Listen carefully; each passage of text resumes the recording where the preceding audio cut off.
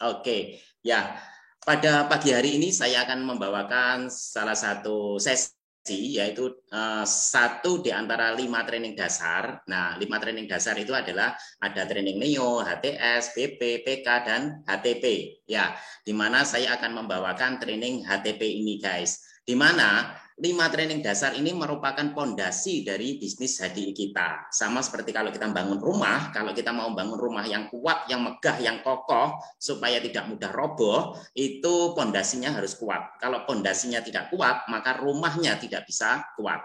Sama seperti bisnis HDI kita. Kalau pondasi bisnis kita ini tidak kuat, tidak kokoh, maka bisnis kita juga akan mudah roboh. Nah, pondasi bisnis HDI itu ada namanya 5 training dasar. Nah, pada pagi hari ini nanti langsung ada 2 macam training ya guys. Anda jangan beranjak kemana-mana. Saya akan membawakan training HTP, kemudian nanti ada rekanan saya yang luar biasa yang lanjut untuk membawakan training HTS. Ya, oke. Training HTP ini adalah salah satu training di mana supaya kita semua bisa berbagi info tentang produk-produk HDI, tentang bisnis HDI, di mana kesannya itu menyenangkan, menarik, tidak membuat orang bosan. Ya, itu yang mau saya sharingkan pada pagi hari ini. Oke, langsung aja ya guys.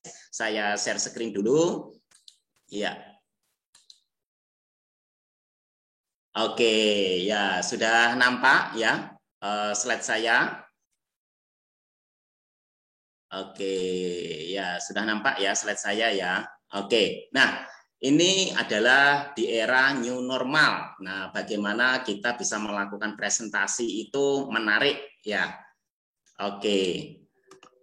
Nah, presentasi itu guys, presentasi itu yang penting mudah dipahami, menarik, dan pasti akan membawa hasil yang terbaik. Nah, jadi ketika Anda membawakan presentasi atau visit produk atau visit bisnis, itu kesannya tidak hanya membaca guys. Kalau kita kesannya cuma membaca, itu tidak ada nyawanya. Nah, ketika kita, Anda gesit produk maupun gesit bisnis, kemudian Anda tidak paham apa yang Anda sampaikan, tidak menguasai materinya, maka kesannya Anda cuma membaca PowerPoint saja atau membaca slide saja, sehingga tidak ada nyawanya.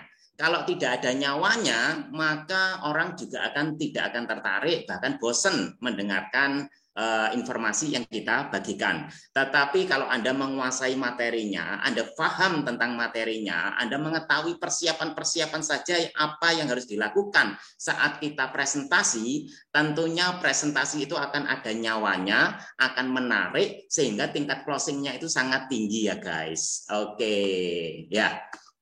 Nah, apa saja yang perlu kita persiapkan kalau kita melakukan sebuah presentasi? Ya, apa saja? Nah, persiapannya itu adalah persiapan mental dan juga persiapan pola pikir. Nah, persiapan mental ini apa saja? Persiapan mental, ya mentalnya harus sehat ya guys. Yang pertama kita harus percaya diri. Nah, bayangkan kalau kita ketemu orang atau kita presentasi, tapi kita tidak memiliki kepercayaan diri. Apa yang terjadi? Nah, tentunya saat kita ngobrol sama orang, saat kita gesit produk maupun gesit bisnis, kalau kita tidak percaya diri, tentunya orang akan merasakan auranya kita dan terkesan nanti presentasi kita tidak menarik dan akhirnya orang juga tidak closing. Nah, kepercayaan diri ini harus kita pupuk, guys. Di mana kepercayaan diri ini akan kita miliki ketika kita punya pengetahuan. Nah, ketika kita punya pengetahuannya, maka kepercayaan diri kita akan meningkat. Nah, jadi untuk meningkatkan kepercayaan diri, tingkatkan pengetahuan Anda. Dengan cara apa? Dengan cara mengikuti training-trainingnya, pertemuan-pertemuannya. Ya, Anda juga bisa mencari apa yang membuat Anda tidak percaya diri. Nah, misalnya saya dulu cuma buruh kasar, tukang kayu, pendiam, tidak pintar ngomong, tentunya saya tidak pede. Nah, untuk meningkatkan kepercayaan diri saya belajar. Nah, saya mengikuti trainingnya, bagaimana saya bisa berpenampilan yang menarik. Nah, karena saya dulu tidak percaya diri, karena penampilan saya yang nggak karu-karuan, ya karena saya buruh kasar. Supaya saya percaya diri, saya belajar bagaimana sih berpenampilan sebagai seorang pengusaha. Nah, Ketika saya ketemu orang, saya tidak menguasai materinya, saya tidak percaya diri. Nah, supaya saya percaya diri, saya harus menguasai materinya. Jadi harus banyak belajar. Nah, kemudian saat kita presentasi yang harus kita persiapkan adalah kita harus selalu berpikir yang positif, guys. Nah, ini yang harus kita persiapkan. Namanya persiapan itu kita lakukan sebelum kita ketemu orang, sebelum kita ketemu prospek, sebelum kita ketemu orang yang mau kita presentasi, itu yang harus kita persiapkan ini, guys. Percaya diri, yang kedua adalah selalu berpikir positif. Misalnya apa? Contoh, kalau saya mau ketemu sama orang, misalnya saya mau ketemu sama direktur perusahaan, kemudian dari rumah sebelum berangkat pikiran saya negatif. Waduh, saya ini mau ketemu direktur perusahaan, ini orang kaya. Ini kalau orang kaya seperti ini nggak mungkin tertarik dengan bisnis MLM seperti ini. Nah, ketika saya punya pola pikir yang seperti itu, maka saat ketemu sama dia, saya paling cuma presentasi produknya. Karena saya tidak menganggap dia mau menjalankan bisnisnya. Dan presentasi saya tidak all out, presentasi saya asal-asalan. Sehingga closingnya juga closing produk saja, tidak mau menjalankan bisnisnya. Atau bahkan kita tidak semangat dan orangnya pun juga tidak closing. Ya, tetapi berbeda. Kalau pola pikir saya balik, saya berpikir yang positif. Wah, ini direktur perusahaan. Kalau saya jelaskan, saya informasikan produk HD sama dia, saya informasikan bisnis HDI sama dia, wow, bisnis saya pasti cepat berkembang pesat ini. Karena kalau direktur itu orangnya relasinya middle up semua. Kalau middle up semua, minimal konsumsi produknya itu enggak kesulitan. Nah, kemudian relasinya middle up semua. Kalau dia pakai produknya cocok, dia pasti sharing ke teman-temannya. Ketika dia sharing ke teman-temannya, dia punya income dari dia berbagi itu. Wah, tentunya dia akan tertarik dengan bisnisnya. Nah, seperti itu guys. Sama orang yang kita hadapi, tarik pola pikir kita berbeda, maka hasilnya akan berbeda. Seperti juga ketika saya misalnya ketemu dengan teman saya, rekanan saya, yang dia misalnya maaf orang menengah bawah, ekonominya kurang mampu. Akhirnya pola pikir saya seperti ini, waduh teman saya ini orangnya nggak mampu, nggak mungkin saya ini nawarin dia produk, nggak mungkin beli ini. Dan dia ini karena nggak mampu, minder, pemalu, pendiam, wah nggak mungkin sukses dia di bisnis ini, karena di sini kan harus pintar ngomong. Wah, ketika saya punya pola pikir yang seperti itu, saya ketemu dia, maka apa itu namanya, saya akan menyampaikannya juga tidak all out karena saya menganggap dia nggak mungkin tertarik.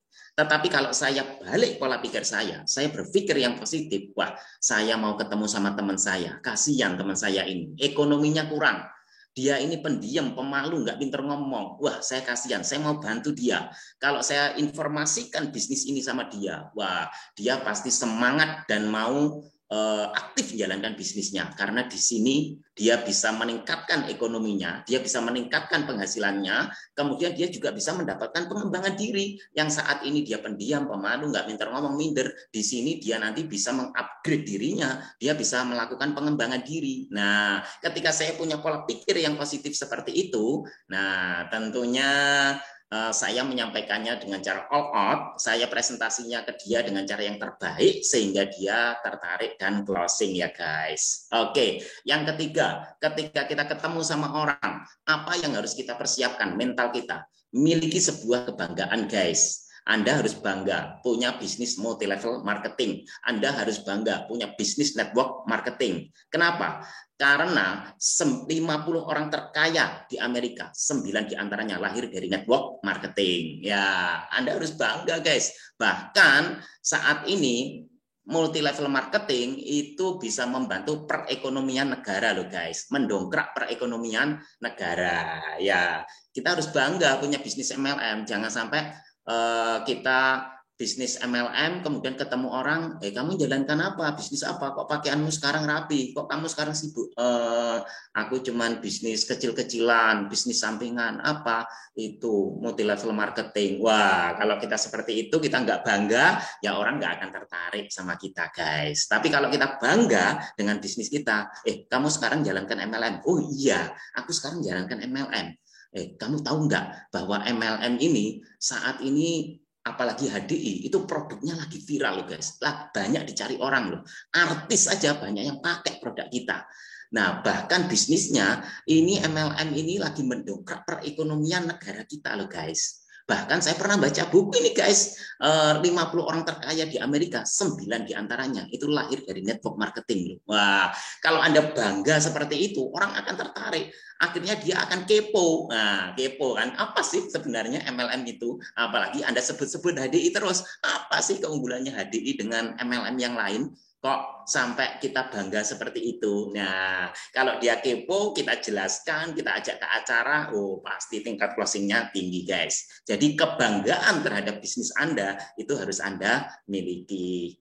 Ya, kemudian mental yang harus kita siapkan adalah kita harus sadis. Nah, sadis itu apa? Sadis itu adalah sabar dan disiplin. Sabar pada siapa? Sabar pada diri sendiri dan sabar kepada dan sadis kepada prospek. Ya, sabar diri sendiri, disiplin sama diri sendiri, sabar kepada prospek, disiplin dengan prospek. Maksudnya apa ini? Nah, maksudnya sadis dengan diri sendiri, ya sabar dan disiplin. Sabar kalau bonus kita misalnya nggak gede-gede, tapi juga harus disiplin. Disiplin apa? Disiplin belajar supaya pengetahuan kita meningkat. Karena bisnis bonus kita nggak gede, penghasilan kita nggak gede, saya yakin dan itu 100% pasti karena kita belum punya pengetahuannya, kita belum bisa menjalankan secara profesional. Tapi kalau kita punya pengetahuannya, kita bisa menjalankan secara profesional, pasti bonusnya pasti gede. Nah, jadi harus sadis pada diri sendiri, harus sabar dan disiplin. Disiplin belajar,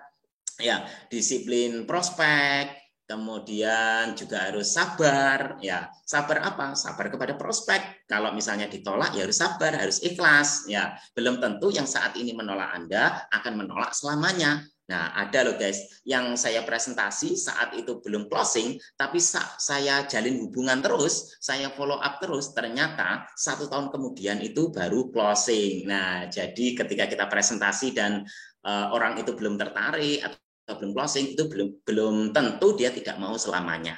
Tapi bisa jadi dia timingnya belum tepat. Seperti saya sendiri guys, upline saya mengajak saya join di HDI perlu waktu 4 tahun guys. Untuk ngajak bergabung saja perlu waktu 4 tahun. Ya, saya dulunya belum tertarik karena saya menganggap saya nggak percaya diri, saya pendiam, saya nggak bisa menjalankan bisnis ini sama dengan orang-orang pada umumnya. Tapi karena saya di follow up terus, upline saya jalin hubungan baik sama saya terus, akhirnya lama-kelamaan saya terbuka dan saya join. Ketika saya join, saya aktif, ternyata saya juga bisa besar. Nah, jadi orang yang awalnya menolak seperti saya, 4 tahun baru join HD, tapi ternyata juga bisa sukses dan bisa besar guys. Jadi Anda jangan berkecil hati kalau saat ini Anda ditolak atau belum closing. Ya, jalin hubungan terus, di follow up terus, pasti suatu saat dia akan tertarik dan join bermitra dengan Anda. Ya, oke. Ya, nah, ini persiapan mental ya tadi. Sekarang adalah persiapan pola pikir. Nah, persiapan pola pikir itu bagaimana? Pola pikir kita harus benar, guys. Pola pikirnya bukan pola pikir sales. Pola pikirnya bukan pola pikir jualan. Tapi pola pikirnya adalah pola pikir bangun aset. Nah, supaya apa? Ya, supaya kita bisa pensiun kalau kita punya aset. Karena fisik kita menua, nggak mungkin kita bisa kuat kerja selamanya. Ya, jadi kita harus bangun aset. Aset itu adalah sesuatu yang kita kerjakan dan ketika asetnya sudah jadi, kita nggak kerja pun uangnya ngalir terus. Nah, itu namanya aset. Nah, pola pikirnya harus pola pikir bangun aset. Bangun aset itu ada namanya 8 tindakan AS. 8 tindakan AS itu apa saja? Yang pertama, kerjanya harus lekas. Nah, jangan lelet, harus lekas ya. Kemudian kerjanya harus buas. Wah, kalau buas itu pokoknya cari siapa ini yang mau tak gesit bisnis ini, siapa ini yang mau saya gesit produk ini, siapa yang membutuhkan ini. Wah, kerjanya harus puas. Kemudian kerjanya juga harus ikhlas. Nah, ikhlas bagaimana? Kalaupun ditolak tidak sakit hati, kalaupun ditolak tidak dongkol ya. Jadi kita berbagi informasi aja, berbagi kabar baik. Nah, niatnya bantu orang. Nah, kalau kita niatnya memberikan informasi atau kabar baik, niatnya bantu orang, maka kita bisa ikhlas guys. Orang itu belum tertarik, nggak closing, nggak beli produk, belum join HD, belum mau aktif, kita tetap ikhlas. Nah, tapi tetap lakukan terus follow up supaya dia juga bisa terbuka pola pikirnya. Nah, kerjanya juga harus antusias, harus semangat, nggak boleh males-malesan. Nah, ini pola pikir bangun aset. Kemudian kerjanya juga harus cerdas. Nah, namanya kerja cerdas itu tidak ada kesulitan. Nah, kalau kita mengalami kesulitan, jalan buntu terus diem, berarti kerjanya belum cerdas. Kita di sini harus kerja cerdas. Tidak ada kesulitan. Kalau ada kesulitan gimana Pak? Konsultasi. Nah, nanti di training selanjutnya ada ya guys, konsultasi itu bagaimana ya.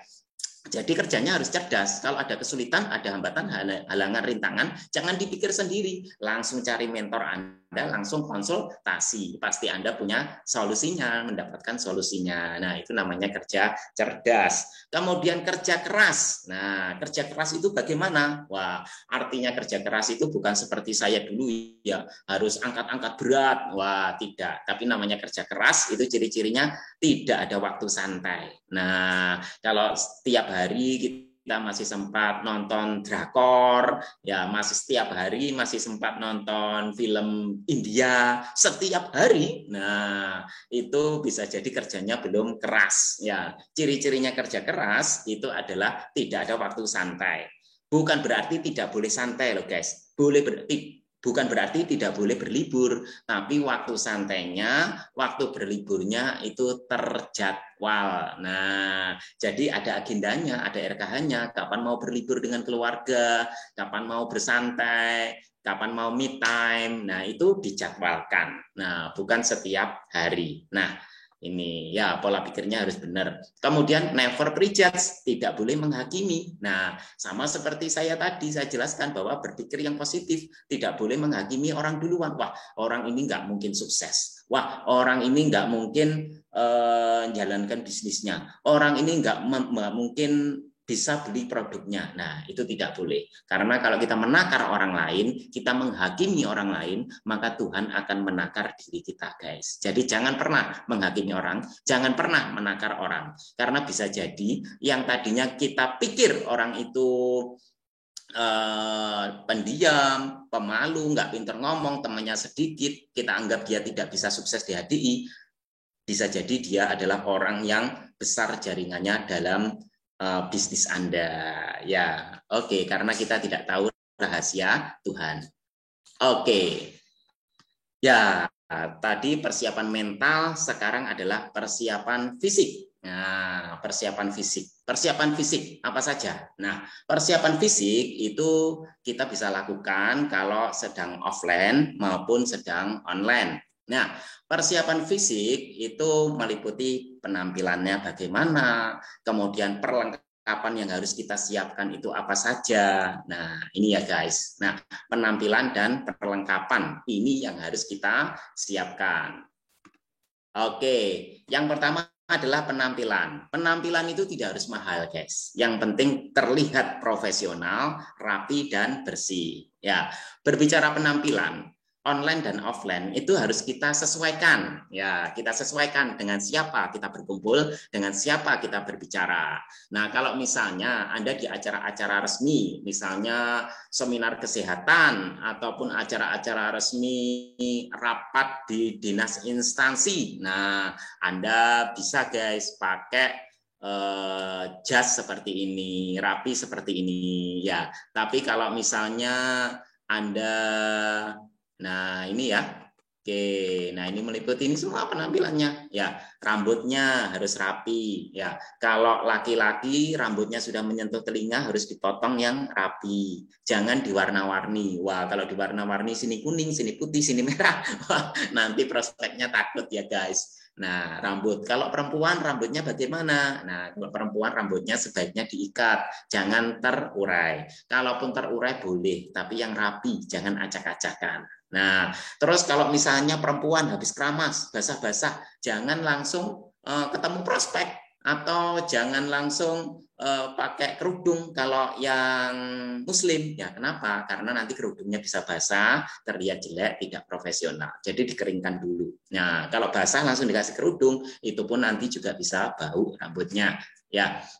sering dicuci rambutnya. Kemudian muka juga harus bersih dan segar ya guys. Nah, kalau misalnya Anda mau ketemu prospek, kemudian wajah Anda kelihatan capek misalnya siang hari, nah saya sarankan Anda bisa cuci muka dulu atau Anda bisa bawa tisu basah. Nah, Anda lap dulu, Anda cuci muka dulu, kelihatan seger, kelihatan fresh. Nah, kemudian Anda ketemu prospek. Ya, walaupun ketemu online lewat Zoom seperti ini, kalau wajah kita kumut-kumut, ini juga terlihat prospek, guys. Dan prospek kita tidak akan tertarik. Ya, walaupun online, wajah kita harus terlihat segar, terlihat fresh. Nah, seperti ini. Terus kalau online, guys, jangan sampai kita jadi presenter, terus kameranya di off. Itu juga kurang menarik. Ya, oke, jadi muka ini bersih dan segar. Kalau perempuan boleh pakai make up, tapi jangan terlalu minor, disesuaikan. Aksesoris juga boleh dipakai, anting atau mungkin cincin, ya atau gelang boleh dipakai, tapi jangan berlebihan. Harus disesuaikan. Ya, jangan sampai gelangnya 5 dipakai semua, cincinnya 5 dipakai semua, nanti kayak Tesi ya. Oke, nanti ketika kita prospek nggak fokus di presentasinya, fokus di cincinnya yang 5 itu. Akhirnya yang kita bicarakan apa dia nggak paham. Ya, oke. Pakaian juga harus rapi dan profesional. Seperti yang saya sampaikan tadi. Untuk pakaian disesuaikan. Kalau di acara-acara resmi, seminar kesehatan, rapat di dinas instansi, kita yang bawakan presentasi, kita diperbolehkan ngisi bawakan presentasi, itu ya boleh pakai jas seperti ini, yang rapi seperti ini. Ya, nah, tapi kalau misalnya ketemu dengan anak-anak milenial, nah atau Anda yang anak-anak milenial, Anda berkumpul dengan teman-teman Anda juga bisa pakai layaknya anak-anak yang milenial. Ya. Oke, sepatu dan kaos kaki ini diperhatikan. Kalau acara seni ya pakai sepatu kantor ya guys, sepatu kerja. Oke, kaos kaki diperhatikan. Ini kalau offline ya. Jadi kaos kaki setiap hari ganti. Jangan sampai kaos kakinya itu 2 minggu baru ganti. Akhirnya masuk ke rumah orang, sepatunya dibuka, aromanya menyebar kemana-mana. Ya, itu terlihat tidak profesional. Orang tidak tertarik, tidak terkesan kepada Anda, tidak respect, akhirnya tidak closing. Ya, nah seperti ini guys, disesuaikan. Ya, dengan siapa kita bertemu, dengan siapa kita berkumpul, disesuaikan. Ya, kalau acara resmi ya boleh pakai jas seperti ini. Nah, kalau acaranya santai, apalagi dengan teman-teman sendiri boleh seperti ini. Tapi jangan juga pakai celana pendek, ya, atau apa itu namanya, kalau perempuan mentang-mentang dengan teman sendiri santai akhirnya pakai roknya mini terus bajunya you can see. Nah, itu juga tidak diperkenankan ya, karena nanti konotasinya bisa nggak bagus ya, persepsinya orang bisa nggak bagus, orang juga nggak fokus pada apa yang Anda sampaikan. Nah, untuk anak-anak milenial, nah juga bisa berpakaian seperti ini, nah, sebagaimana layaknya anak-anak milenial. Nah, keren kan? Oke, jadi sekali lagi penampilan pakaian tidak harus mahal, yang penting terlihat profesional, bersih dan rapi. Ya, oke. Nah, sekarang adalah perlengkapan. Nah, perlengkapan ini juga harus kita pahami, guys. Offline maupun online. Nah, perlengkapan kalau offline itu kita harus memiliki enterpriser kit. Nah, atau BG Treasure Enterpriser Kit ini adalah buku seperti ini ya guys. Nah, buku seperti ini didapat kalau Anda join 165.000 untuk di Kalimantan Timur ya, di Region 2. Kalau di Region 1 joinnya 150.000. Kalau di Region 3 180. Nah, pasti Anda dapat Enterpriser Kit. Nah, Enterpriser Kit ya. Dia bisa berisi majalah, kemudian majalahnya itu ada majalah yang bahas tentang bisnis, tentang produk, ya. Tapi kalau Anda joinnya 50.000, Enterpriser Kit nggak dapat. Maka kalau nggak dapat Enterpriser Kit, Anda bisa pakai BG Treasure. Nah, BG Treasure itu ini namanya BG Treasure. Nah, ini ada tentang gesit produknya, ada tentang gesit bisnisnya, ya. Nah, ini isinya BG Treasure. Nah, ini nanti Anda bisa tanya kepada mentor Anda, upline Anda belinya di mana. Ya, BG Tracer isinya katalog produk, BG Tools, BG JOS, testimoni, agenda, daftar nama, dan daftar konsumen. Kalau Anda mengikuti acara JOS 1, Anda pasti mendapatkan BG Tracer ini. Ya, ini perlengkapan-perlengkapan yang kita perlukan kalau offline, ketemu langsung dengan orang. Nah, kemudian lembaran daftar manfaat produk dan daftar penyakit. Nah, ini produk-produknya, manfaatnya apa saja. Ini ada brosurnya ya, guys. Anda bisa beli ini di Tokopedia. Nah, nanti Anda bisa tanya kepada rekanan Anda, kepada mentor Anda, belinya di mana. Ya, caranya beli bagaimana. Kemudian lembar baliknya, ini ada daftar penyakitnya. Sakit stroke, produknya yang diminum apa saja, dosisnya berapa. Diabetes, dosisnya berapa. Yang diminum apa saja produknya. Itu ada di lembar baliknya manfaat produk ini. Nah, kemudian ballpoint dan kertas, jangan lupa ya, ballpointnya jangan ballpoint yang complong ya, enggak ada tutupnya, ballpoint pilot, tapi ballpointnya yang keren seperti ini. Ballpoint keren seperti ini tidak harus mahal ya guys, tapi ini yang harganya 30.000, 50.000, tapi terlihat profesional, ini ada ya, ballpoint dan kertas. Jangan sampai orangnya minta penjelasan, kita ballpoint sama kertas saja minta sama prospek. Nah, terlihat tidak profesional sekali. Ya, kartu nama. Ya, kartu nama ini kita juga harus punya, guys. Kita juga harus bawa, kita kasihkan ke prospek kita atau ke orang-orang yang kita temui supaya kita punya kredibilitas, guys. Nah, kita terlihat profesional. Kartu nama ini nanti Anda juga bisa pesan itu di admin komunitas kita, admin BG, atau Anda bisa tanya kepada mentor-mentor Anda. Bagaimana caranya kita bisa order kartu nama ini. Kemudian formulir pendaftaran. Nah, ini kalau offline Anda harus bawa formulir pendaftaran ini. Jadi ketika orangnya closing ya, tertarik, Anda langsung registrasikan, Anda isi, suruh isi dia ngisi formulir ini. Ini gratis, guys, jangan sampai lupa. Nah, ini kalau offline dulu ya. Oke, formulir pendaftaran ini Anda bisa dapat di Stokis ya, guys, di center. Anda bisa dapat ini gratis. Nah, kemudian tas kerja. Nah, ini Anda bawa. Jangan sampai Anda prospek, ketemu orang, bawanya apa? Bawanya kresek. Wah, jadi BG Tracer-nya, manfaat produknya dimasukkan di kresek, ketika mau presentasi, kreseknya dibuka. Kresek-kresek. Kan tidak profesional ya, guys. Oke, ya. Nah, ini ketika kita online. Nah, perlengkapan yang kita perlukan saat kita melakukan presentasi secara online. Apa saja? Nah, ini ya alat-alatnya. File presentasi produk dan bisnis. Ini harus kita siapkan. Nah, file gesit produk dan gesit bisnis. Filenya harus kita siapkan. Nah, kita masukkan di laptop kita. Kemudian katalog produk dan katalog biskin, daftar harga. Nah, ya. Kemudian flyer produk paket dan lain-lain. Kemudian flyer testimonial. Kemudian bisa praktekkan juga tentang online registrasi link. Nah, tentang online registrasi. Kemudian kuota dan wifi harus juga disiapkan. Jangan sampai di tengah-tengah presentasi kuotanya habis. Nah, paling enak pakai wifi yang unlimited, jadi aman.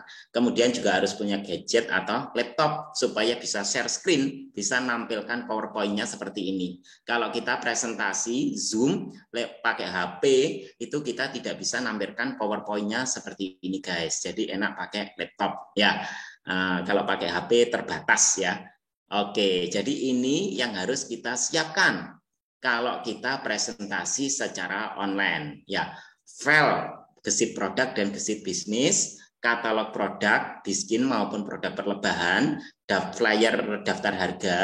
Ini kita bisa bikin foldernya, nanti kita pisah-pisahkan, bikin folder sendiri. Misalnya, kalau saya mau presentasi, sudah saya kumpulkan di folder saya tentang presentasi. Saya tulisin push. Nah, itu isinya presentasi semua, file presentasi ada di sana. Nah, kemudian folder HDI. Nah, itu isinya daftar harga, flyer-flyer produk. Nah, seperti itu. Testimonial. Nah, testimonial ini bisa Anda dapatkan di web BG ataupun di HDI One ya, guys. Oke.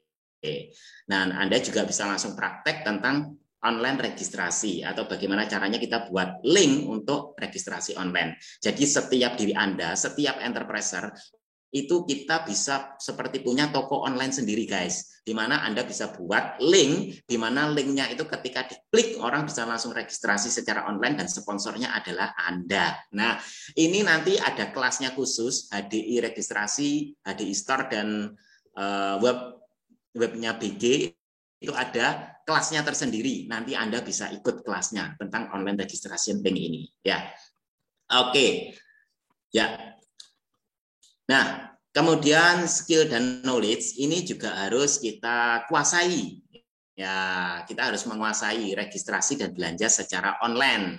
Nah, jadi ketika kita presentasi kita tunjukkan bahwa HDI ini mudah, di mana kita bisa registrasi secara online. Jadi ketika orang tertarik kita bisa registrasikan secara online Bu. Ketika orang belanja produknya kita juga bisa belanja secara online Bu lewat HDI Store. Nah, jadi ketika kita bisa nunjukkan bahwa HDI ini mudah, bisa dikerjakan dari rumah, work from home, cuma pakai HP kita bisa menghasilkan omset ratusan juta bahkan miliaran, maka orang itu akan tertarik. Ya, nah diajarkan masuk HDI Store, HDI One sampai bayar pakai M-Banking ataupun Internet Banking. Ya, kemudian juga infokan WA, Zoom, IG, Facebook. Ya, presentasinya bisa lewat sana. Kemudian Anda juga bisa punya grup WA sendiri. Jadi konsumen-konsumen Anda, orang-orang aktif Anda, itu Anda buatkan grup WA sendiri, di mana Anda nanti bisa invite upline Anda, mentor Anda yang peringkatnya eksekutif diamond ke atas, supaya bisa membina Anda, mengcoaching Anda di grup tersebut, bisa memantau Anda. Ya, oke. Kemudian Anda juga bisa follow Instagram, yaitu @HDI-Natur, kemudian Biskin Korea _ID, Aset Academy, dan Breakthrough Leader. Nah, supaya Anda bisa mendapatkan info-info menarik dari sana.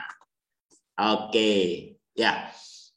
Kemudian sikap dan perilaku. Nah, saat kita mau presentasi, saat kita prospek, itu pun kita juga harus menjaga sikap dan perilaku kita. Ya, etika kita itu harus kita jaga setiap saat. Oke, ketika offline, nah ini yang harus diperhatikan. Cara menekan bel rumah. Nah, ini kalau kita bertamu ke rumah orang langsung. Jangan sampai kita nekan bel rumah itu, wow, nggak aturan. Wah, habis itu tunggu enggak keluar, dibel lagi. Wah, orangnya bisa marah ya. Apalagi kita bertamunya siang hari, dia sedang tidur, sedang istirahat. Kalau kita mencet belnya seperti itu, dia bisa kaget, akhirnya dia terbangun, bisa pusing semua. Nah, kalau pusing terus kesannya nggak bagus, ya Anda presentasi sebaik apapun, dia tidak akan tertarik. Karena di awalnya sudah kecewa, di awalnya dia sudah tidak respect. Sama seperti iklan, guys. Iklan apa? Iklan Aks ya. Kesan pertama begitu menggoda. Selanjutnya terserah Anda. Jadi sebenarnya closing itu bukan di akhir saja, guys. Closing itu bisa di awal. Jadi ketika di awalnya bagus, kesannya bagus, untuk selanjutnya itu akan lebih mudah. Nah, kalau orang itu sudah respect kepada Anda, apapun yang Anda tawarkan, itu orang itu pasti mau. Tapi kalau awalnya sudah nggak bagus, sebagus apapun produk yang kita informasikan, sebagus apapun cara presentasi kita, kalau awalnya orang sudah nggak respect, ya akan sulit, guys. Nah, kemudian cara menunggu dibukakan pintu. Nah, saat kita menunggu dibukakan pintu, ya sudah, tunggu saja dengan sopan. Ya, jangan sampai kita sudah pencet bel. Nah, pencet belnya tadi kan tidak boleh seperti itu, guys. Terus cara mencet belnya bagaimana? Cara mencet belnya ya ditekan yang lama, tet, ditunggu sebentar. Kalau kira-kira 2 menit belum keluar, dipencet lagi, tet, ditunggu sebentar. Ya, atau kalau nggak ada bel rumahnya, jangan gedor-gedor. Permisi, dor, permisi, orangnya bisa marah. Tapi diketuk, tok, tok, tok, 3 kali, permisi, atau yang muslim, assalamualaikum, ditunggu sebentar. Kemudian diketuk lagi, tok, tok, tok, permisi, atau assalamualaikum, ditunggu sebentar. Ya, nah, kemudian saat menunggu dibukakan pintu, itu juga yang sopan, ditunggu aja, berdiri aja di depan rumahnya atau di depan pintunya. Jangan sampai kita ngintip-ngintip. Nah, kadang ada itu enterpriser baru, rekanan saya, waktu offline ketemu ke rumah orang, di bel nggak dibukakan. Di bel nggak dibukakan. Akhirnya di sebelahnya ada jendelanya. Nah, jendela kaca, kacanya riben. Nah, nggak ditutup gordennya. Akhirnya dia ngintip. Wah, dia intip ke samping, ternyata dari dalam orangnya juga ngintip dari dalam. Wah, sama-sama kagetnya akhirnya. Ya, seperti itu. Jadi bisa terlihat tidak profesional. Jangan ngintip-ngintip saat kita nunggu ya. Ya sudah, tunggu saja.